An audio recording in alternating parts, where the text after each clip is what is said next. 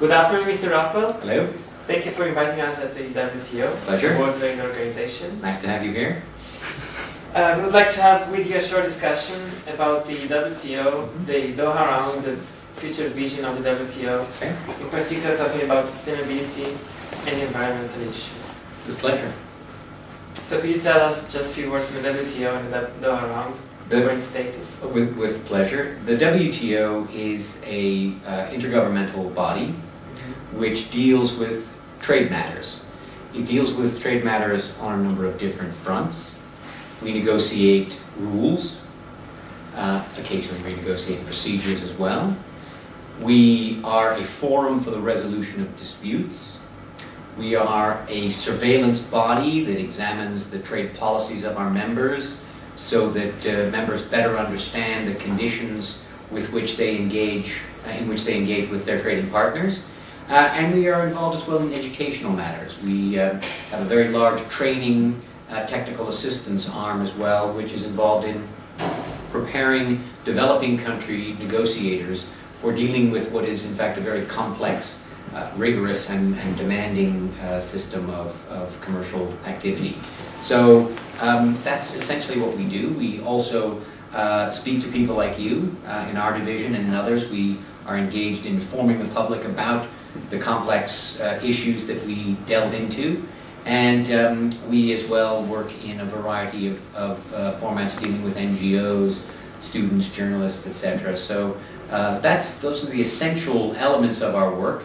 We are now engaged, I mentioned earlier that we are involved in negotiating rules, and right now we are involved in a very important negotiation known as the Doha Development Round. This was launched in November of 2001 in the Qatari capital. It encompasses about 20 different elements, from agriculture to environment to industrial goods, services, various rules, development issues, etc. And these are, each of them, quite complex. We have 151, soon to be 152 members who negotiate and who must agree on the basis of consensus if these rules are to be adopted. Further complicating this already complex undertaking is the fact that all of these 20 areas are linked in what's known as the single undertaking. And very basically what that means is that no single element is agreed until all of them are agreed. It's a bit like a train. No part of that train can reach the station until the rest of it reaches the station. Right. So there is occasionally priority given to some areas. In the case of our negotiations now, the priority has been attached to agriculture, which some people will find a bit ironic, since it only constitutes about 8% of world trade, but it is of political importance to virtually every one of our members. And this issue is in many ways driving the negotiations, not least because this issue is so important for developing countries that want to see the trading system reformed, and agriculture is the place where they believe they can get the most bang for their buck in terms of a reformed global trading system. The negotiations are now at a very important juncture. We expect that ministers will be coming here in the next few weeks to try to reach agreement on agriculture and on industrial goods trade. The two are closely linked. We believe an agreement in these areas would be the catalyst we require to propel the negotiations forward in these very complex other areas that follow on from that as well: anti-dumping and fisheries subsidies and services, a variety of other areas as well. So the state of play right now is as this, and it is something which is very important for the world, because the trading system is an anchor of stability for very uncertain times, and the rules as they are currently constituted do not address the problems of the 21st century, certainly not in terms of development, but also in terms of their relevance. If you think about things like facilitating trade, for example, customs procedures, the rules we have here were written in 1947. We didn't have barcoding in 1947, let alone laptop computers and cellular phones and things of this nature.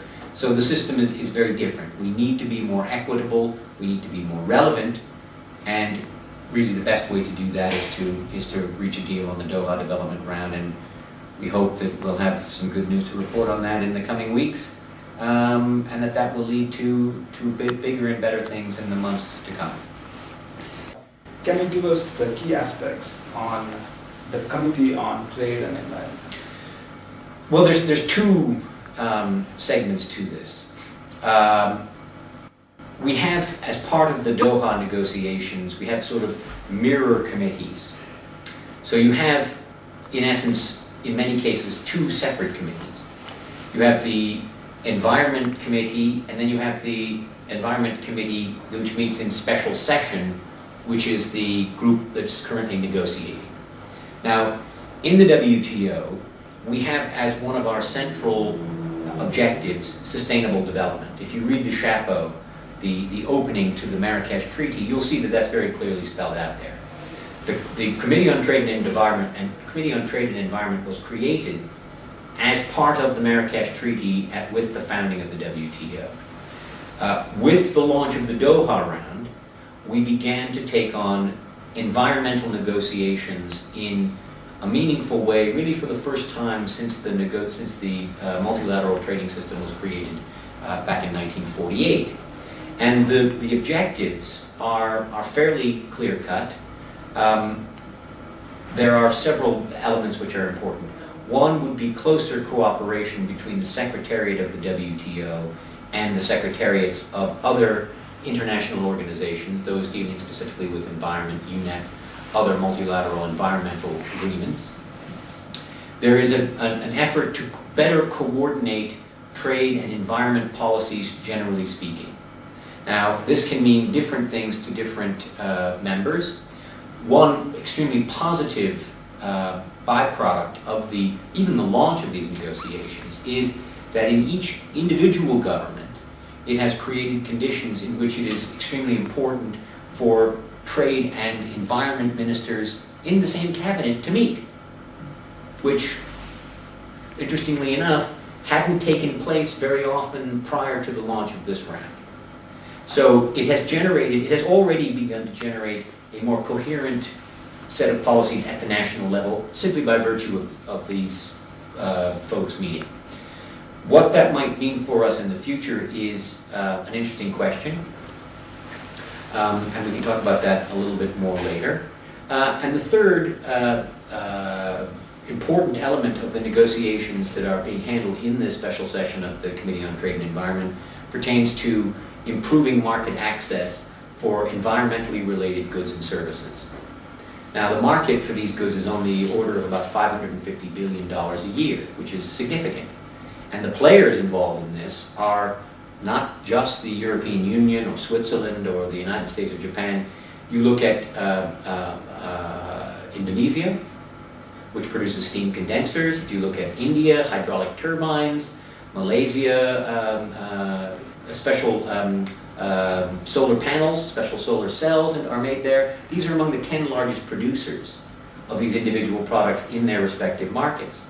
So there are gains to be had across the spectrum of our membership.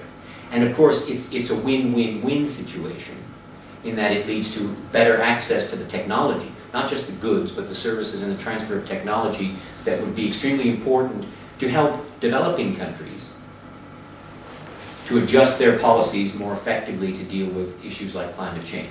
And as you create conditions for a broader exchange of ideas, goods, services, and ideas, you then create a better environment for innovation and for managing what is a deeply pressing problem. So you've got those three areas at play. One other area of importance in terms of the environment takes place in another committee, the Rules Committee, the special session on rules, and it pertains to reducing subsidies that are given to the fishing sector, fishing subsidies, which there's been a number of different estimates, but the current estimate is about 30 billion a year is given to the fisheries industry. There is a widely held view that these subsidies have distorted not just trade, but have led to a severe depletion of global fish stocks. So this is another area of negotiations which deals directly with an environmental problem through a commercial means. And in terms of that particular sector, we are the place to discuss that. Because when you're talking about industrial subsidies with a trade component, well, the WTO is the place for that.